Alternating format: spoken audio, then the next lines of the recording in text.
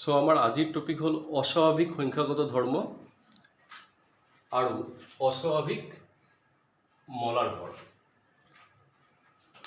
তো অস্বাভাৱিক সংখ্যাগত ধৰ্ম বুজাৰ আগত সংখ্যাগত ধৰ্ম কি সেইটো মনত পেলাই লোৱা।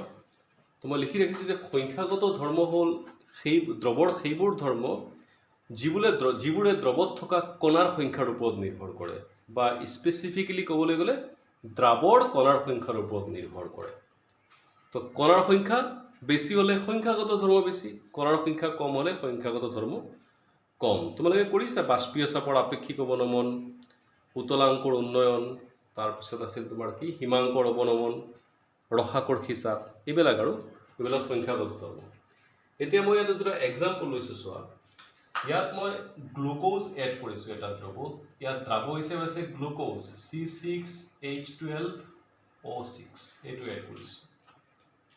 সাপোজ মই এই দ্ৰৱটোত এটা গ্লুকোজ এড কৰিছোঁ, তো দ্ৰৱত কণাৰ সংখ্যা আমি লিখিব পাৰিম যে দ্ৰৱত কণাৰ সংখ্যা ইকুৱেল টু 1, কাৰণ মই এটা যোগ কৰিছোঁ এটা গ্লুকোজ। অ'কে, দ্ৰৱৰ সংখ্যা 1, দ্ৰৱত কণাৰ সংখ্যা ইকুৱেল টু 1। এতিয়া এইটো এক্সাম্পল এটা NaCl সাপোজ মই ইয়াত এটা এড কৰিছোঁ। এতিয়া মই লিখিম দ্ৰৱত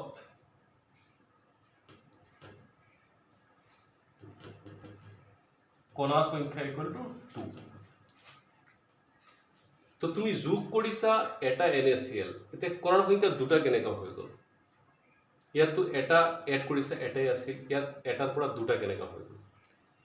চোৱা, এই গ্লুকোজ হ'ল এটা অবিদ্যুৎ বিশ্লেষ্য, মানে ই কোনো যোজনো হ'ব নোৱাৰে, ইয়াৰ কোনো বিযোজনো হ'ব নোৱাৰে। কিন্তু NaCl এটা বিদ্যুৎ বিশ্লেষ্য। যেতিয়া NaCl আমি দ্ৰৱত দিম, NaClটো এইদৰে যোজিত হৈ যাব, Na প্লাছ Cl মাইনাছ। তো আমি দিছিলোঁ এটা NaCl, তাৰমানে এটা কণা আমি যোগ কৰিছিলোঁ, কিন্তু এইটো ভাঙি পেলাই বা বিযোজন হৈ পেলাই কেইটা কণা হৈ গ'ল? এইটো এটা, দুটা কণা হৈ গ'ল। তাৰমানে দ্ৰৱত NaClৰ বিযোজন হ'ল, বিযোজন হৈ পেলাই দুটা কণাৰ সৃষ্টি হৈ গ'ল। তো কণাৰ সংখ্যা বাঢ়ি গ'ল, তাৰমানে সংখ্যাগত ধৰ্মৰ মানো বাঢ়ি যাব। কিন্তু ইয়াত সংখ্যাগত ধৰ্মৰ মান নাবাঢ়ে, কাৰণ তুমি এটা গ্লুকোজ দিছা, এটা কণা দিছা, দ্ৰৱত এটাই আছে, কণাৰ সংখ্যা বাঢ়া নাই বা কমাও নাই। কমিব পাৰে কিছুমান ক্ষেত্ৰত, যেনেকৈ বিযোজন হ'লে বাঢ়ে, NaCl বিযোজন হৈছে বাঢ়িছে। যদি যোজন হয়, কেতিয়াবা যোজনো হয়, দুই এটা এক্সাম্পল আছে, যেনেকুৱা বেঞ্জয়িক এচিডৰ যোজন হয়, মানে দুটা বেঞ্জয়িক এচিড মিলি পেলাই এটা হৈ যায়, কণাৰ সংখ্যা কমি যায়, বেঞ্জিন দ্ৰৱত হয় বেঞ্জয়িক এচিডৰ যোজন। গতিকে যোজনো হ'ব পাৰে, কিন্তু বিযোজন চবতকৈ বেছি কমন, কাৰণ যিকোনো লৱণ বা বিদ্যুৎ বিশ্লেষ্য হ'লে সি বিযোজন হ'ব, বিযোজন হৈ পেলাই কণাৰ সংখ্যা বাঢ়ি যাব। গতিকে আমি বিযোজনৰ এক্সাম্পল লৈছোঁ। তো ইয়াত চোৱা, তুমি এটা গ্লুকোজ লৈছা, এটা কণা লৈছা, দ্ৰৱত এটা কণাই আছে। গতিকে ইয়াত সংখ্যাগত ধৰ্মটো স্বাভাৱিক সংখ্যাগত ধৰ্ম, ইয়াত সংখ্যাগত ধৰ্মৰ কোনো পৰিৱৰ্তন হোৱা নাই বা কোনো চেঞ্জ হোৱা নাই। কিন্তু ইয়াত আমি এটা NaCl লৈছোঁ, NaCl বিদ্যুৎ বিশ্লেষ্য হোৱাৰ কাৰণে ই দ্ৰৱত বিযোজিত হৈ পেলাই দুটা কণাৰ সৃষ্টি কৰিলে, Na প্লাছ আৰু Cl মাইনাছ। তাৰমানে দ্ৰৱত কণাৰ সংখ্যা বাঢ়ি গ'ল, গতিকে সংখ্যাগত ধৰ্মৰ মানো বাঢ়ি যাব। ঠিক ওলোটা কথাটো পাবা, যেনেকৈ ইয়াত বিয়োজন হৈছে, যদি কোনো বস্তুৰ যোজন হয়, তুমি এটা ঢালিছা, আধাটা হৈ গ'ল, বা দুটা ঢালিছা, এটা হৈ গ'ল, তেনেহ'লে কণাৰ সংখ্যা কমি যাব।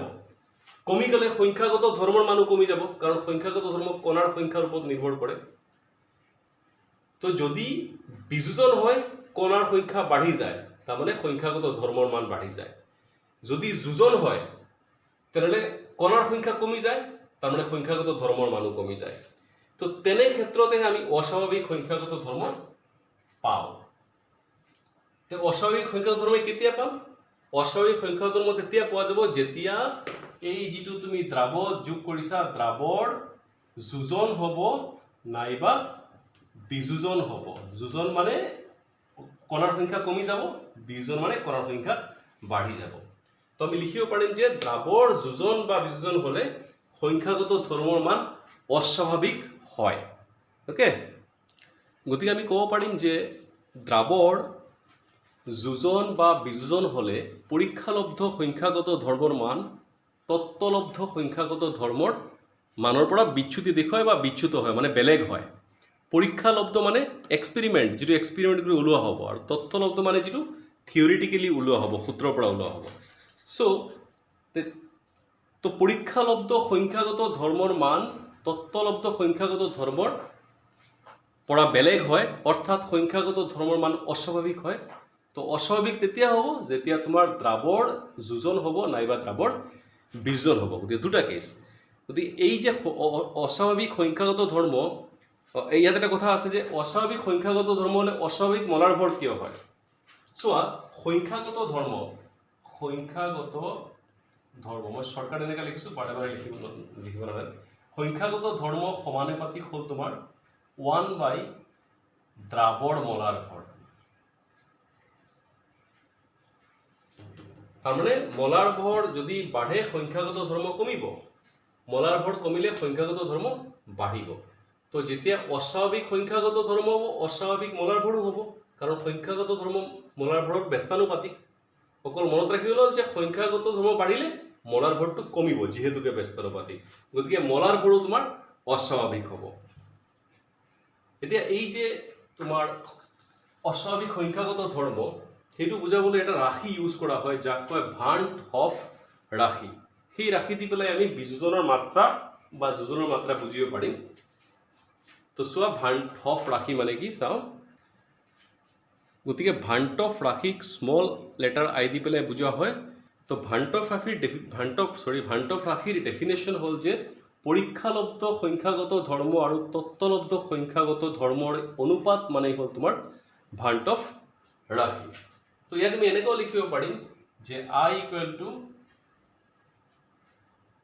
বিযোজন, যদি বিযোজন হয় তেনেহ'লে বিযোজন, বা যদি যোজন হয় তেনেহ'লে যোজন। বিযোজন বা যোজনৰ পিছত কণাৰ সংখ্যা ডিভাইডেড বাই বিযোজন বা যোজনৰ আগত কণাৰ সংখ্যা। এই বস্তুটো নিউমেৰিকেলছ বা অংক কৰোঁতে সদায় লাগিব, ডেফিনেশ্যনটো মনত ৰাখিবা। আই মানে হ'ল বিযোজন অব্লিক যোজনৰ পিছত কণাৰ সংখ্যা, আৰু তলত হ'ল বিযোজন বা যোজনৰ আগত কণাৰ সংখ্যা। এতিয়া আমি ইতিমধ্যে অলপ আগত পালোঁ যে তোমাৰ সংখ্যাগত ধৰ্ম হ'ল মলাৰ ভৰৰ ব্যস্তানুপাতিক। গতিকে আমি I = এনেকৈ লিখিব পাৰিম, I = মলাৰ ভৰ হিচাপে লিখিলে তেতিয়া তত্ত্বলব্ধ মলাৰ ভৰ ওপৰত যাবগৈ, তত্ত্বলব্ধ মলাৰ ভৰ বাই পৰীক্ষালব্ধ তলত আহি যাব, পৰীক্ষালব্ধ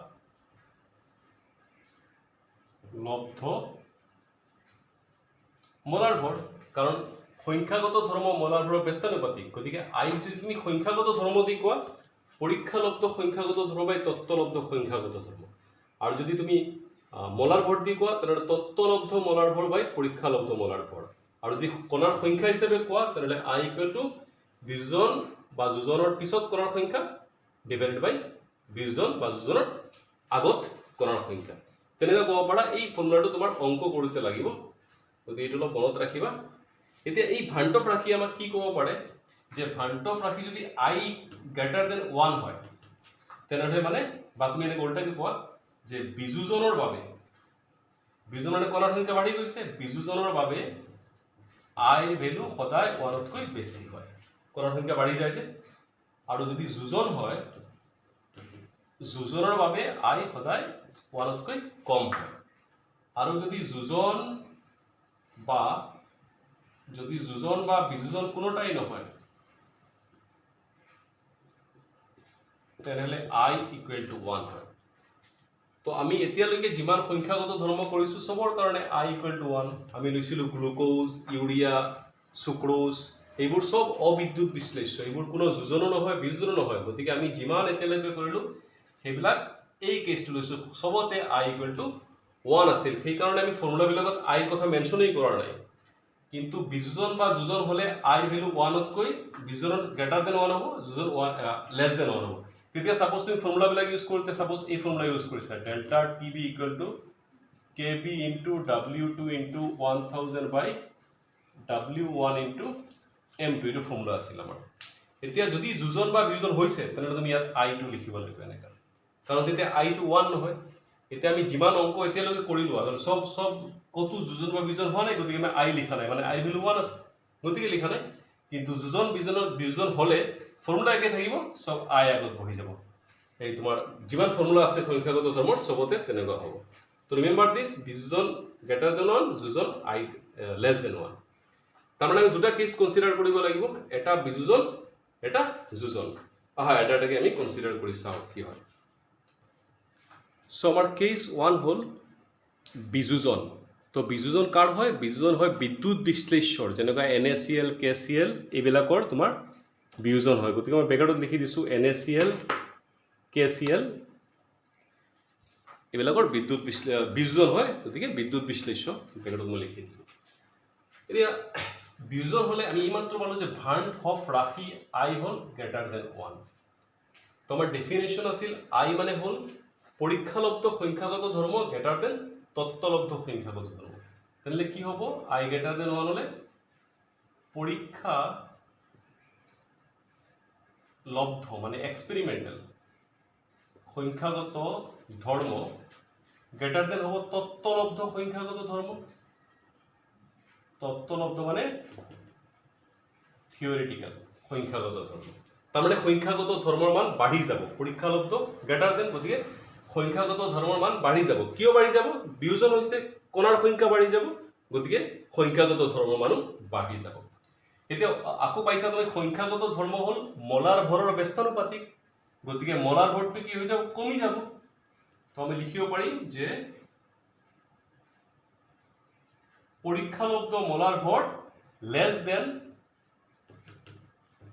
তত্ত্বলব্ধ মলার ভর, মানে মলার ভর কমি যাব। তো রিমেম্বার বিযোজন হলে ভাণ্ড অফ রাশি আই গ্রেটার দেন 1 হয়। ইয়ার অর্থ হল যে পরীক্ষালব্ধ সংখ্যাগত ধৰ্মৰ মান তত্ত্বলব্ধ মানতকৈ বেছি হয়, অৰ্থাৎ সংখ্যাগত ধৰ্মৰ মান বাঢ়ি গল।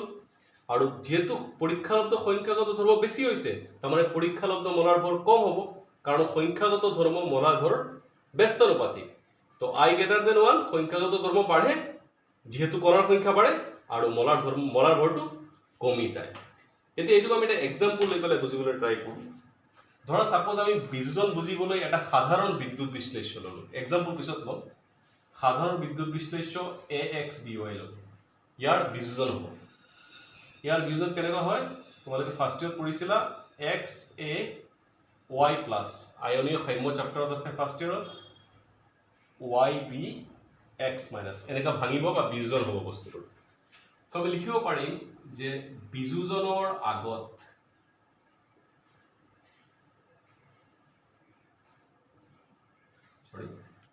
আমি লিখিম যে বিযোজনৰ আগত এইটো 1 0 0 আগত সদায় 0 সৰি আগত সদায় 1 দিয়ে আৰম্ভ হয়। বিযোজনৰ পিছত 1 minus alpha x alpha y alpha. তাৰমানে আলফা মানে ইয়াত হল, আলফা মানে তোমালোকে আলফা মানে ইয়াত হল বিযোজন মাত্ৰা, যে কিমান পার্সেন্ট বিয়োজন হৈছে। সাপোজ সম্পূর্ণ বিয়োজন হৈছে, তার মানে বিয়োজন মাত্রা 100%, 100% মানে 1। যদি সম্পূর্ণ বিয়োজন হয় তেনহলে আলফার ভ্যালু 1 হব 100%। বিয়োজন মাত্রা বুঝাইছে আলফা, ফার্স্ট ইয়ার আছে আলফা বিয়োজন মাত্রা পাইছে। সো আমি অলপ আগত ভেন্ট অফ ৰাশিৰ ডেফিনেশ্যন পাইছিলো যে আই ইকুৱেল টু বিযোজন বা যোজনৰ পিছত কণাৰ সংখ্যা ওপৰত আছিল। তো পিছত মানে এইখিনি কণাৰ সংখ্যা, এই যে এইখিনি যোগ হ'ব 1 minus alpha plus x alpha plus y alpha. আৰু তলত আছিল বিযোজন বা যোজনৰ আগত কণাৰ সংখ্যা, এই আগত চোৱা এইখিনি আগত 1 প্লাস 0 প্লাস 0 আগত সদায় 1 হয়, এই যে তলত 1 হৈছে।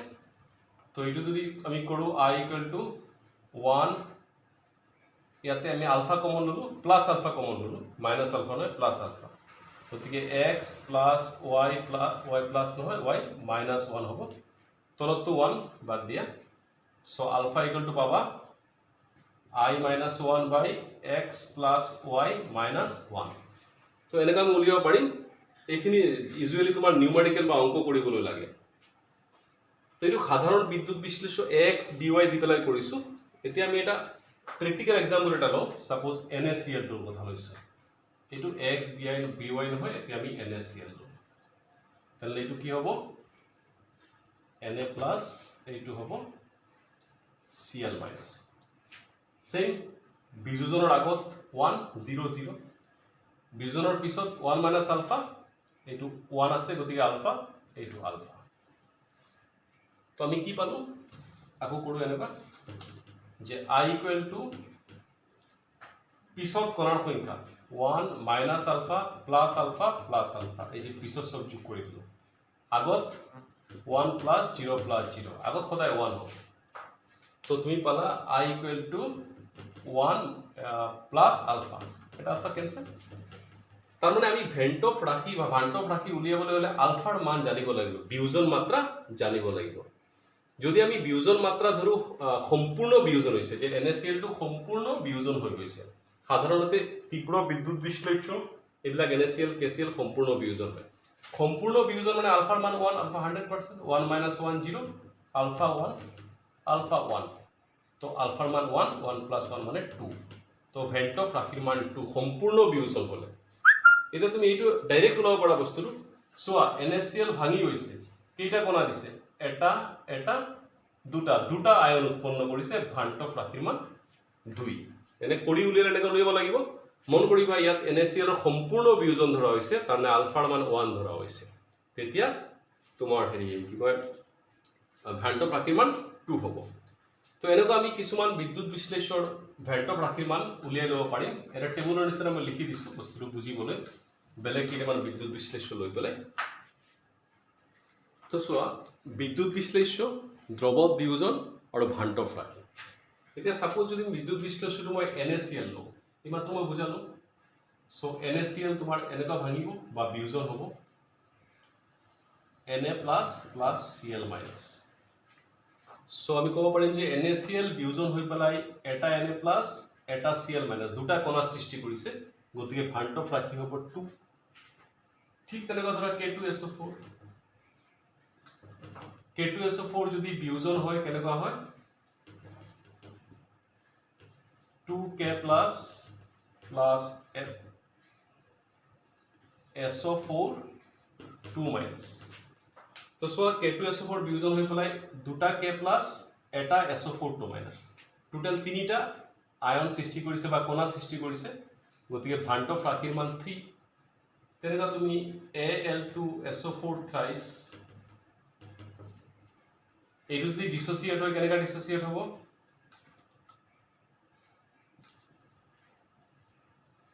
মানে বিয়োজন হলে 2Al3 plus 3SO4 2 minus so you see দুটা Al3 plus তিনিটা SO4 2 minus তো টোটাল 5 পার্টিকলস মানে পাঁচটা কণা গতিকে ভেন্টফ ৰাখিটো 5 হ'ব তেনেকা তুমি আৰু এক্সাম্পল লব পাৰা MgSO4 ইয়াক ডিকম্পোজ কৰা ডিসোসিয়েট কৰা মানে বিয়োজন কৰা MgSO4 বিয়োজন হলে Mg2 plus SO4 2 minus so এটা Mg2 plus এটা SO4 2 minus তো দুটা কোণা ভান্টফ ৰাখি 2 গতিকে ভান্টফ ৰাখি হল যে বিদ্যুৎ বিশ্লেষণটো বিয়োজন হৈ পেলাই কিমানটা কোণাৰ সৃষ্টি কৰিছে তো ৰিমেম্বাৰ এটা কথা মনত ৰাখিব ৰিমেম্বাৰ ইয়াত যে আমি ভান্টফ ৰাখি ওলাইছো আমি কি ধৰিছো আমি সম্পূৰ্ণ বিয়োজন ধৰিছো যে এটো সম্পূৰ্ণ বিয়োজন হৈছে তাৰ মানে আলফাৰ মান আমি ইয়াত 1 ধৰি পেলাই ভান্টফ ৰাখি ওলাইছো যদি বিয়োজন 100% নহয় সম্পূৰ্ণ বিয়োজন নহলে তুমি আলফাৰ মান জানিব লাগিব ভান্টফ ৰাখি ওলাবলৈ আলফা কিমান হৈছে জানিব লাগিব আৰু সম্পূৰ্ণ বিয়োজন ধৰিলেহে তুমি ভান্টফ ৰাখি ইমান হ'ব এই 3 2 3 তেনেকা হ'ব আৰু তো আমি কেস 2 কৰো কেস 2 হল আমাৰ যোজন বিয়োজনটো আমি গম পালো এতিয়া যোজনটো কৰো আমি তো কেস 2 হল যোজন যদি দ্ৰাৱৰ যোজন হয় যোজন হলে কণাৰ সংখ্যা কমি যাব আৰু আমি ইতিমধ্যে পাইছো যে যোজন হলে ভেন্টফ ৰাখি I মান <1 হয় তো I মানে পৰীক্ষালব্ধ সংখ্যাগত ধৰ্ম আৰু তত্ত্বলব্ধ সংখ্যাগত ধৰ্মৰ অনুপাত তো I <1 হোৱা মানে পৰীক্ষালব্ধ সংখ্যাগত ধৰ্ম তত্ত্বলব্ধ সংখ্যাগত ধৰ্ম হ'ব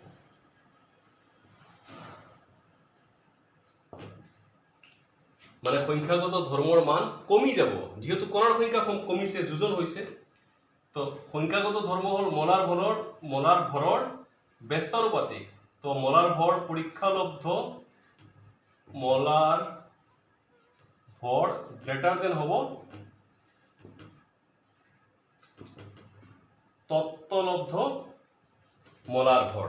তাৰমানে মলাৰ ভৰ কমি যাব, গতিকে যোজন হলে I less than 1 হ'ব, পৰীক্ষালব্ধ সংখ্যাগত ধৰ্ম তথ্যলব্ধ সংখ্যাগত ধৰ্মতকৈ বেছি কম হ'ব, অৰ্থাৎ সংখ্যাগত ধৰ্মৰ মান কমি যাব, আৰু সংখ্যাগত ধৰ্মৰ মান কমা মানে মলাৰ ভৰটো বাঢ়ি যাব। এতিয়া আমি এটা এক্সাম্পল ডাইৰেক্ট তেনেকুৱা এক্সাম্পল আছে যে বেনজয়িক এচিডৰ যোজন হয় তোমাৰ হেৰিতে, এই বেনজয়িক এচিডত। এনে আমি সাধাৰণভাৱে মই এটা এক্সাম্পল লৈ পেলাই দেখুৱাইছোঁ যে যোজন হ'লে কেনেকুৱা কৰিবা। সাপোজ ধৰা nটা a মিলি পেলাই এটা a হৈ গ'ল, এনেকুৱা আৰু এনেকুৱা হ'ব আৰু যে দুটা a মিলি পেলাই 2 হৈ গ'ল, মানে যোজন হৈ গৈছে। আমি n মিলি পেলাই এটা হৈ গ'ল। তো এতিয়া আগৰ নিচিনা জাষ্ট ডিফাৰেন্স হ'ল, আগৰটো বিয়োজন আছিল কেছ ওৱানত, এতিয়া যোজন। তো আমি লিখিম যোজনৰ আগত, যোজনৰ আগত এইটো আছিল 1, এইটো 0, আগত সদায় 1 হয় যোজনৰ আগত বিলাক। যোজনৰ পিছত কি হ'ব 1 মাইনাছ আলফা, আলফা মানে এতিয়া যোজন মাত্ৰা, যেহেতু যোজন হৈছে বা যোজন শতাংশ বুলি ক'ব পাৰা, এইটো হ'ল আলফা বাই n। তো therefore আমি কি কৰিব পাৰিম এতিয়া, I ভেণ্টত ৰাখি মানে যোজনৰ পিছত কি আছে 1 minus alpha plus alpha by n, আৰু যোজনৰ আগত কিমান আছে 1 প্লাছ 0, আগত সদায় 1 হয় মই ক'লো যেনিবা। তো দিছ I equal to 1 minus alpha plus alpha by n। তো যিয়ে নহওক মানে আমি তোমাৰ একেই কথা, আৰু আমি যদি I ভেণ্টত ৰাখি ওলাব হয় আমি আলফাৰ মানটো জানিব লাগিব। এনৰ মানটো বাৰু ইয়াত জানি যাম, যে যদি কয় যে যোজন দুবাৰ হৈছে মানে কি কয় দ্বিযৌগিক কণা সৃষ্টি কৰিছে তো 2 হ'ব, চতুৰ্যৌগিক কণা সৃষ্টি কৰিছে 4 হ'ব। তো এনৰ ভেলুটো ইয়াৰ পৰা জানি যাম, আৰু যোজন মাত্ৰাটো আমি জানিব লাগিব। যদি আমি সম্পূৰ্ণ যোজন বুলি ধৰোঁ তেনেকৈ 100% আলফাৰ ভেলু 1 আগৰ নিচিনা, সেইটো হ'লে ল'ব পাৰিম, নহ'লে তুমি আলফাৰ ভেলুটো জানিব লাগিব। তো এই যোজন বিয়োজনৰ পৰা দুটা সিম্পল কুৱেশ্যনছ আমি কৰোঁ এতিয়া আৰু অলপ ক্লিয়াৰ কৰিবলৈ। তো কুৱেশ্যনটো কৰিছে যে K2SO4 লঘু দ্ৰৱৰ বাবে ভাণ্ট ৰাশিৰ মান কিমান হ'ব। তো আমি যদি K2SO4 বিয়োজন কৰি দিওঁ, K2SO4 বিয়োজন হ'ব 2K প্লাছ SO4 2 মাইনাছ। তো এইটো হ'ল তোমাৰ, আমি আগৰ নিচিনা লিখোঁ, এইটো বিয়োজন হৈছেতো, বিয়োজনৰ আগত এইটো 1 0 0, বিয়োজনৰ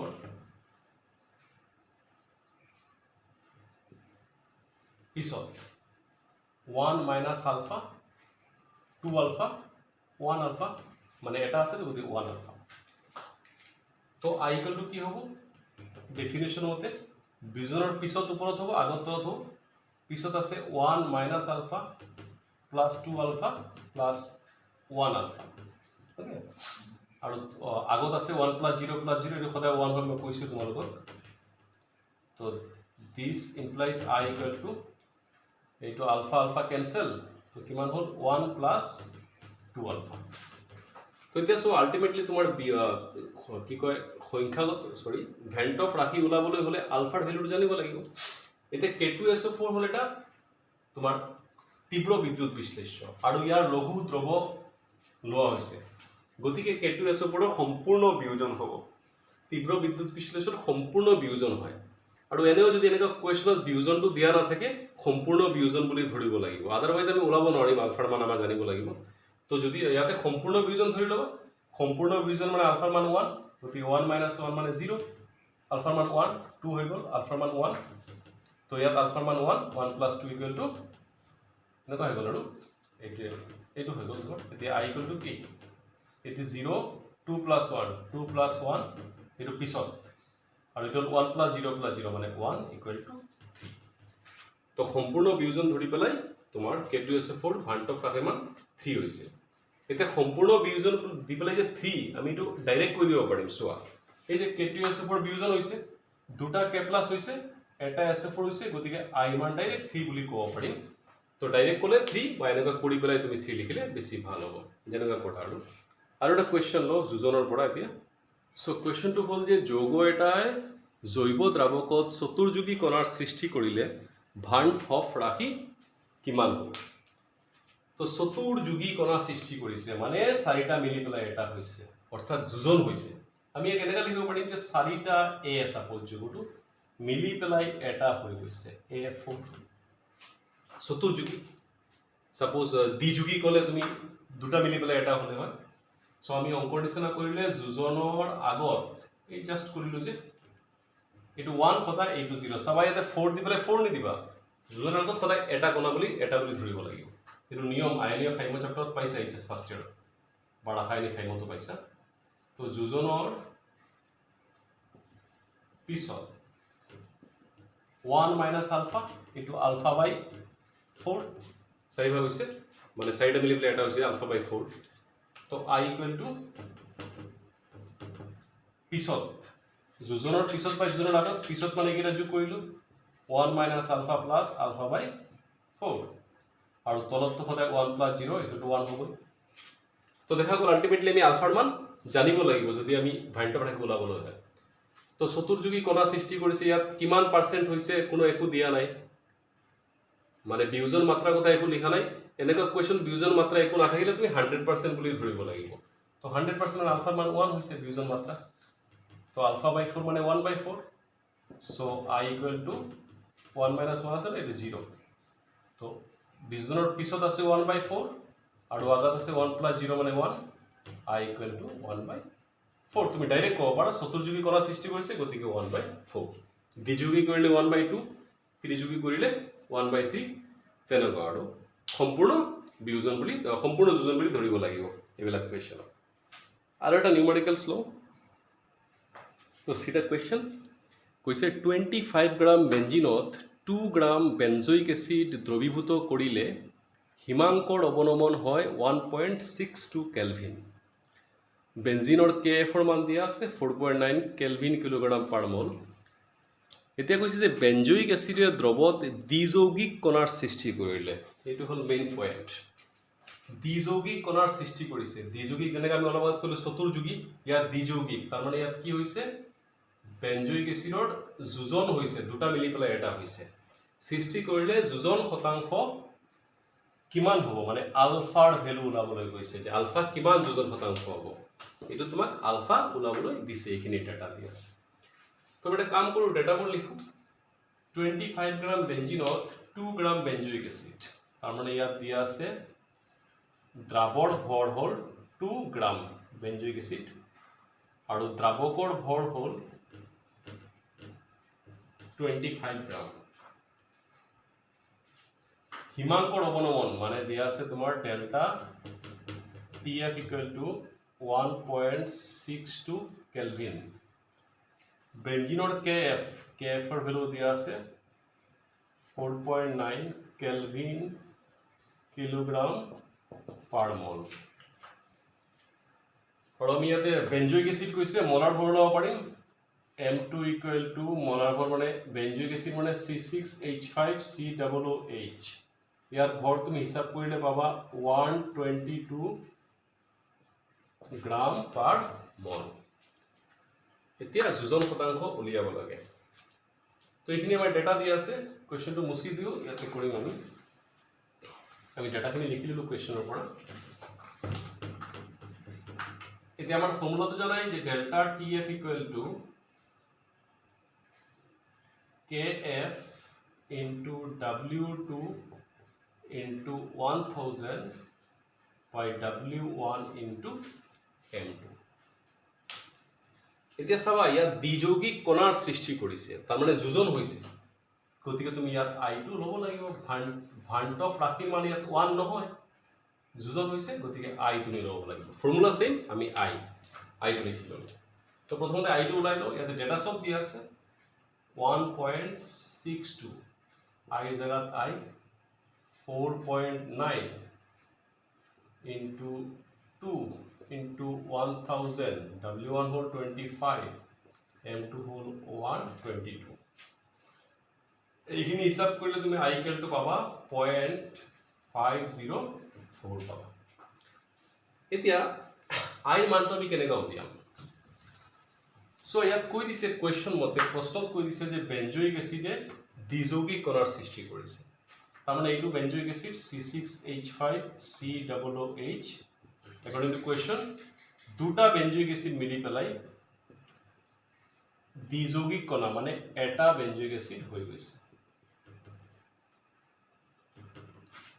দ্বিযৌগিক কণাৰ সৃষ্টি কৰিছে তো আগৰ নিচিনা তোমাৰ যোজনৰ আগত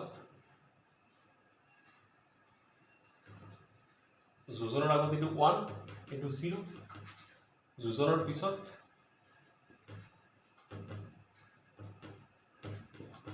এইটো কিমান 1 মাইনাস আলফা এইটো আলফা বাই 2 তো আলফাৰ মান আমি ওলাব লাগে আলফা আমি নাজানো ইয়াতে therefore i equal to কি যোজনৰ পিছত বাই যোজনৰ আগত পিছত কিমান আছে 1 minus alpha plus ULFA by 2 আৰু যোজনৰ আগত আছে 1 প্লাস 0 মানে 1 so i equal to 1 অৰ জায়গাত 1 এইটো আছে তোমাৰ minus alpha plus ULFA by 2 গতে কি হ'ব মাইনাস আলফা বাই 2 এইটো হ'ল তোমাৰ i মান i equal to 1 minus alpha by 2 তো আমি আমি আগতে উলিয়াই ৰাখিছো ইয়াতে তো i মানটো বহাই দিও ইয়াতে 1 minus alpha by 2 equal to 0.504 গতিকে ULFA by 2 equal to 1 minus 0.504 so alpha by 2 equal to 1 minus 496.496 গতিকে alpha equal to কি হ'ব 0.992 মাল্টিপ্লাই কৰিলে তাৰ মানে আলফাৰ ভ্যালু হ'ল কি কয় ফিউজন মাত্ৰা হ'ল 0.992 ইয়াক যদি আমি পার্সেন্টেজত কও যদি সরি পার্সেন্টেজ কলে কি হ'ব যোজন শতাংশ ইকুয়াল টু এটো পার্সেন্টেজ কৈ দিয়া 99.2% ইমান হ'ল যোজন শতাংশ 100% তো কোনো কথা নাছিল আমি আলফাৰ মান 1 ধৰি ললো হয় ইয়াত আমাক উলিয়াবলৈ দিছে তা আমি উলালো 99.2% তো এখিনি জানিলে তোমাৰ অস্বাভাৱিক সংখ্যাগত ধৰ্ম হৈ যাব ঠিক আছে দিয়া ওকে থ্যাংক ইউ